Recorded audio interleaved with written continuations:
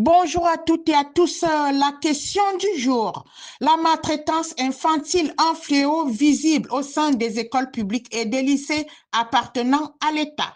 La maltraitance infantile visible au sein des écoles publiques et des lycées a permis à la fondatrice de tirer une sonnette d'alarme sur un fléau phénoménal insidieux qui gangrène la société depuis des décennies.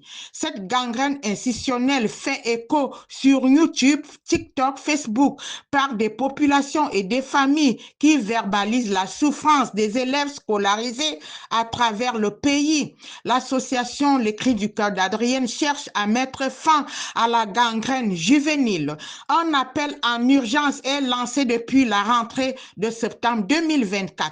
Le gouvernement peut mettre fin à ces pratiques qui bafouent la dignité du pays et des enfants vulnérables et entravent leur accès égalitaire aux droits fondamentaux. L'association est plongée au cœur d'un système défaillant qui perpétue la pauvreté et l'exclusion. La maltraitance infantile est une réalité complexe qui englobe un large éventail de situations où les institutions qui sont censées aider et protéger les élèves finissent par leur nuire intentionnellement devant le monde. La fondatrice appelle les responsables d'apporter des soutiens financiers matériaux indispensables. Leur action est de répondre de manière appropriée et respectueuse aux besoins exprimés que réclame la réalité des élèves en situation de précarité, ce qui les conduit à ne pas ignorer leur existence pour qu'ils ne vivent pas des humiliations et ne causent aucune nuisance pendant leur parcours scolaire. À partir de 2025, cette formule humiliante et nuisible devant le monde entier doit disparaître. Il faut des contrôles partout concernant des personnes responsables qui œuvrent auprès des enfants, connaître la responsabilité individuelle de chacun, vérifier si les enfants vulnérables orphelins suivent des conditions générales offertes par ces responsables.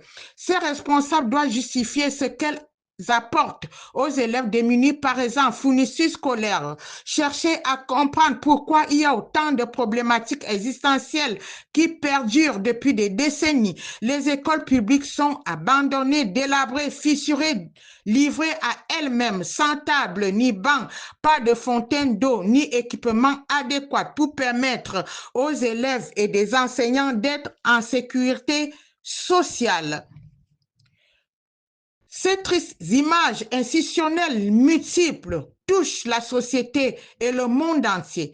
Les établissements scolaires publics ne sont pas développés et dénoncent plutôt plusieurs stratégies de maltraitance. Les élèves sont victimes à travers les injonctions paradoxales qui leur sont infligées pour qu'ils rencontrent de grandes difficultés en contradiction avec les valeurs de la République. Ces enfants sont touchés par la maltraitance à l'égard du gouvernement qui multiplie la précarité indépendante, sans aide ni solidarité humaine et fraternelle. Cette gangrène touche chaque élève démuni issu de ces écoles. Elle les frappe en plein fouet dans la société sans remédiation. Les facteurs de maltraitance expliquent cette surexposition, leur indépendance accrue vis-à-vis des services publics sans subvention qui les plonge davantage dans la misère à chaque rentrée scolaire. La fondatrice a décidé de mettre l'urgence en place avec des thématiques qui sont faites sous forme de vidéos et des images qui font pitié. L'urgence est lancée pour que le gouvernement débloque des fonds publics pour la démonstration des prestations éducatives et la construction des nouveaux bâtiments scolaires partout où il y a des péripéties inadaptées. Cette grande pauvreté est une urgence professionnelle, nationale, internationale. L'invisibilisation du gouvernement doit être visible dans l'espace